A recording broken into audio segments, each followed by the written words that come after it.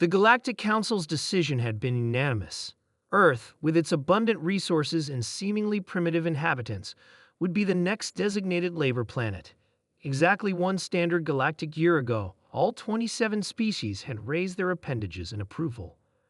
Admiral Krell of the Dominion forces still remembered the smug confidence in the chamber that day. Now, as alarms blared across his flagship and the crew scrambled in panic, that confidence seemed like a distant memory. Status report. Krell demanded, his scales flaring with stress. Officer Trun's eyes darted nervously between multiple displays. The humans have captured another supply vessel, sir. That's the third this week. They've also breached security on mining outpost Delta 7. Krell hissed in frustration. The enslavement of Earth should have been simple. Humans had barely achieved interplanetary travel when the combined might of the Galactic Union arrived in their solar system. Their weapons were primitive, their defenses negligible, and their political structures fractured. A perfect conquest target. Except no one had accounted for what happened after defeat. "Get me Director Voss," Krell ordered. The communication screen flickered to life, showing the tired face of the Union's head of human management. "Admiral," Voss nodded, exhaustion evident in his four eyes. "I assume you're calling about the latest incidents." "This cannot continue," Krell stated. "The Council is demanding answers." "How are they doing this?" "We confiscated all their weapons, restricted their movement, and installed oversight at every labor camp." Voss sighed, a peculiar gesture he picked up from the humans. "That's the problem, Admiral. We approach humans as we would any species, control their technology, limit their resources, break their will. But humans," he paused, "humans don't work like that." The director shared his screen, displaying footage from various labor installations across Earth's former territories. In one, a human had repurposed mining equipment into makeshift weapons. In another, humans had created an elaborate communication network using nothing but taps on water pipes. A third showed how they'd managed to convert standard nutrition packets into explosive compounds. "They call it improvisation," Voss explained, "and adaptation. Concepts we understood academically, but never truly grasped until now." "But they're just one species," Krell protested.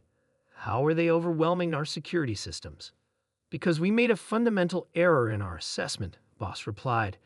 "We saw their divided nations, their internal conflicts, and assumed disunity was their natural state. But when presented with an external threat, us, they unified with astonishing speed." Officer Trun interrupted. "Sir, we're receiving reports that human workers have taken control of the atmospheric processors on Mars Colony." Krell's scales paled. "How?" "Those facilities require specialized knowledge of our technology." "They learned," Boss said simply. "They watch, they study, they remember. And they share information at a rate we didn't anticipate." The reports continued flooding in. Across the solar system, human laborers were rising up in coordinated efforts. They didn't just fight back. They improved upon the Union's technology, exploited weaknesses no other species had even identified. "There's more," Voss continued. "The Council just received a message. The humans say they're willing to negotiate." "Negotiate?" Krell laughed bitterly. "They're slaves." "Not anymore, Admiral. Not effectively. And their terms are unusual. They don't demand freedom or reparations, at least not as their primary condition." "What do they want then?" "Jobs," Boss replied, "throughout the Union. They want to work for us, voluntarily, in exchange for fair treatment and the right to travel freely. They say they have skills we need." Krell stared in disbelief. "They want to integrate into the society that enslaved them, with conditions, yes." Their representative, a human named Tom, explained that humanity has a long history of absorbing conquerors, of turning oppression into opportunity. He said, and I'm quoting, "Humans don't just survive, we climb." 6 months later, the Galactic Council convened again. The chamber that had once unanimously voted to enslave Earth now sat in uneasy silence as the first human representative addressed them. Tom stood confidently before the assembled alien dignitaries.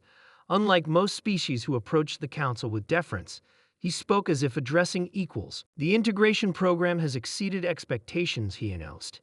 "Human engineers have improved efficiency in Union shipyards by 40%.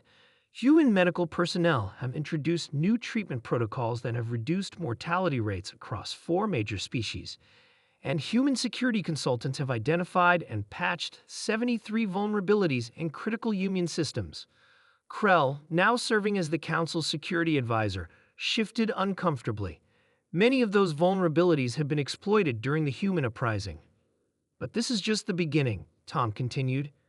Humanity offers the Union something unique, not just our skills or our resources, but our perspective. Our history is filled with conflicts, challenges, and near extinctions. From each, we emerged stronger, more adaptable, more innovative. The council members exchanged nervous glances. The integration of humans into Union society had proceeded more rapidly than anyone anticipated.